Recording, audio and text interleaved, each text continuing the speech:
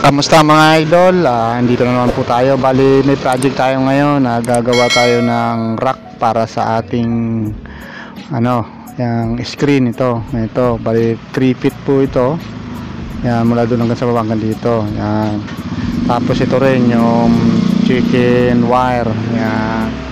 Bali, gagawa tayo ng rack niyan. Pati na yan, ito kasi may mga butas na rin naman, tsaka itong lubid natin. Yan, gagawa tayo ng pinaka-rack niyan, yung lagayan niya mga idol.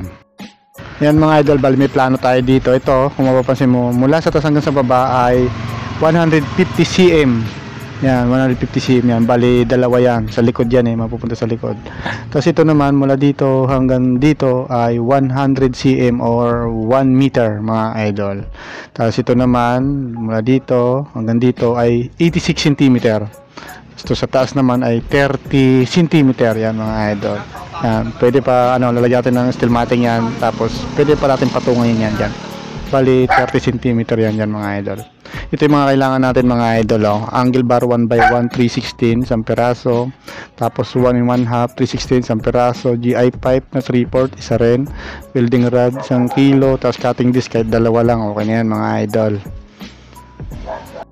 Bali dito mga idol sa likod, plano ko bali tatlong siya, parang layer. Yung paglalagyan ay tatlong piraso na screen na kulay green, yung plastic na green yan. Kasi may maraming sukat yan, may 1/4, may 1/2, may 1, ganon. Yan. Bali ito ay mga idol, idea lang to. Bali binibigyan ko lang kayo ng idea, lalo sa mga baguhan. Kung may magpagawa man sa inyo ng ganito, yan, pwede nyo singilin. Halimbawa, inyo lang yung labor 1.5 o hanggang 2,000 sama primer na mga idol. Yan, bali bala na kayo, discard nyo na lang kung anong sukat yung gusto nyong na pagawa sa inyo ng customer nyo, halimbawa lang. Yan mga idol, bali puputol muna tayo ng 150 cm. Ayan, bali ang gamit natin dito ay 3/16 na angle bar 1 1/2 yung magiging poste nya. Yan, bali puputol po tayo dyan ng 2 piraso mga idol. Yan.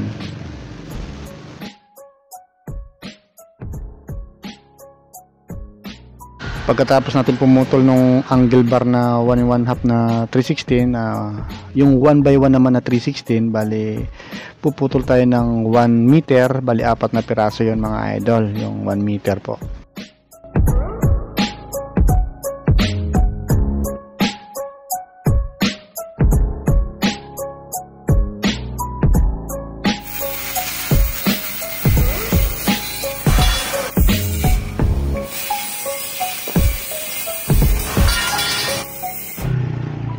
Ayan mga idol, bali mayroon na rin tayo naputol na 4 na angle bar na 1 meter. Tapos puputol naman tayo mga idol ng 86 dalawang 86 cm mga idol. 1x1 pa rin yung sukat ng ating bakal. Yan, 86 cm.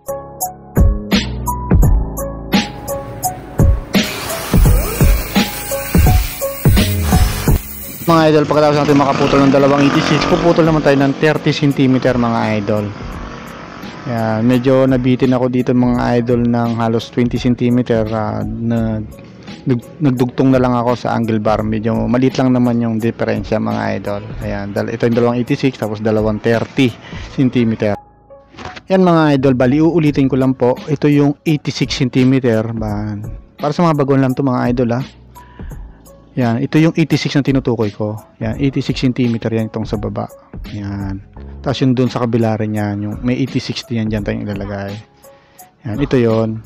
Tapos ito naman yung 30 cm, dalawa yan. Bali, dudugtong ko na lang yan. Yan. Dudugtong ko na lang na ganyan. Ito yan mga idol. Yan, dito yung isa. Tapos ito yung isa, 30 cm. Yan, tapos ito naman yung dalawa natin na 1 1/2 na angle bar. Yan, yan, 150 cm yan. Ito yan, yan, ito. Nakatayo yan, tsaka ito. Yan. Tapos ito naman yung natirang angle bar. Dito yan, ito. Bali, hindi ko muna siya sinukat, i-actual ko na lang siya. Pag nakuha ko na yung, para makita ko yung sukat niya talaga, i-actual ko na lang yan, yung natira sa angle bar na 1 by 1/2. Yan, ito yan.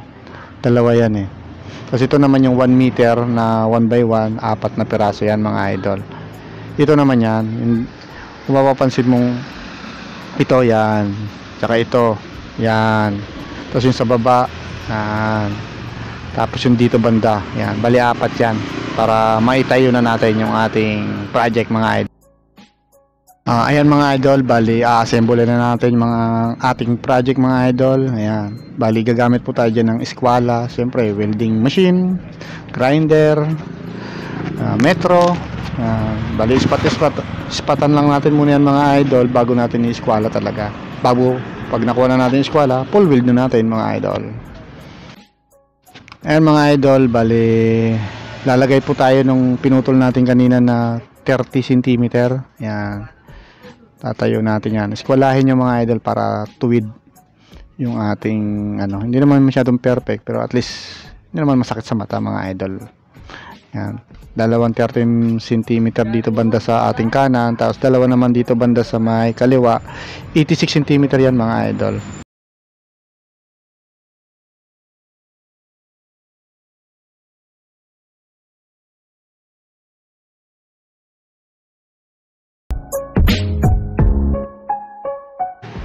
Ayan mga idol, bali tatayo na natin yung ating project yan para makuha na natin yung sukat na ilalagay natin dito banda sa gilid yan, bago saka natin putulin yan mga idol. Yan, lagyan na natin yung bandang dito sa kanan yan, tapos putol ulit tayo, basta sukatin nyo muna mula dulo hanggang sa dulo para mas maganda, actual nyo na para mas maganda ikabit siya mga idol. Yan.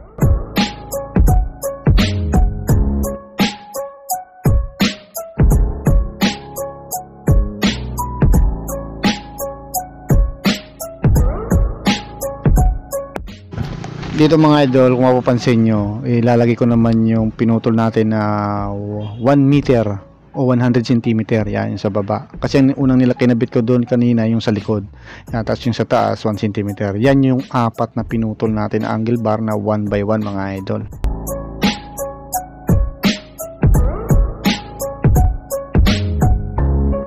Yan mga idol, bali hindi ko pala nilagay sa plano yung gulong, pero lalagyan ko siya ng gulong kasi may pagkakataon dito minsan pag ang sikat ng araw dito banda sa may ito sa kalsada, pag umaga napakainit, kaya nilagyan ko siya ng gulong para pag gambaw na initan yung ating paninda, pwede nating ilipat, itutulak-tulak, madali lang natin itulak. Ayan, bali kaya kinabitan ko siya ng gulong mga idol. Ayan.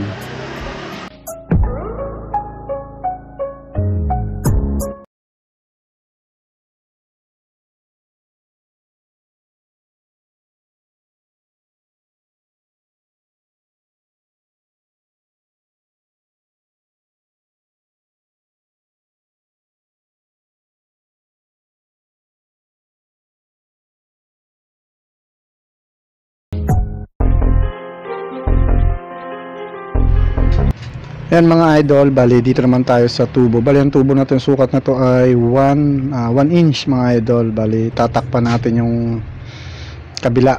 Yan, wiweldingan po natin yan. Yan po kasi ang magiging patungan ng ating tubo na 3/4. Yan, bali gagrinderin natin yan kasi binilog natin yan.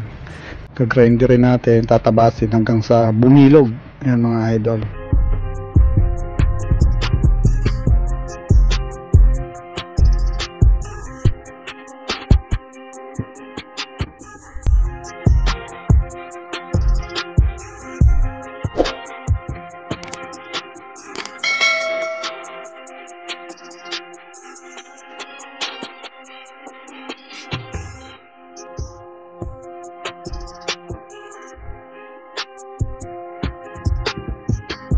Yan bali idol, ito yung sinasabi ng tubo na to. Bali tatakpan natin yan yung butas. Yan, tatakpan natin yan, tapos i-welding natin yan mga idol.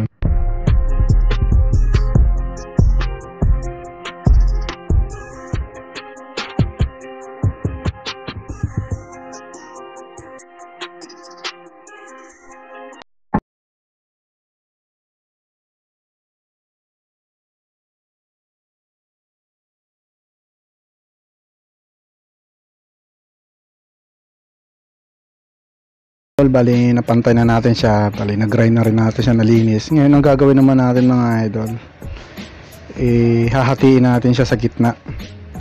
Yan. Bali mga idol, pwede naman yung steel bar, nulit ko, pwede naman yung steel bar gawin yung hook, ipa-letter C, pwede naman yung maging sabitan. Bali ang gusto kong mangyari ay ganito, yung tubo na to hahatiin ko sa gitna. Yan. Yan. Ito yung magiging sabitan niya mga idol. Yan, bali may guhit siya. Tapos itatabasan ko siya kung ano yung sukat ng ating angle bar na 1 1/2. Yun lang din yung puputulin ko. Yan.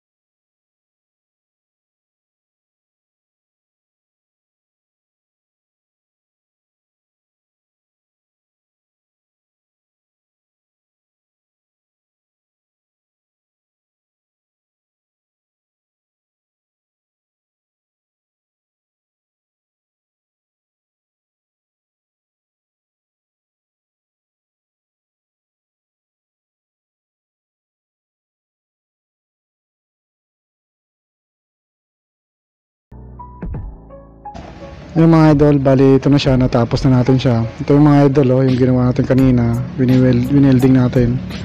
Yan. Yan, kabilaan yan mga idol. Ganun din yan sa likod.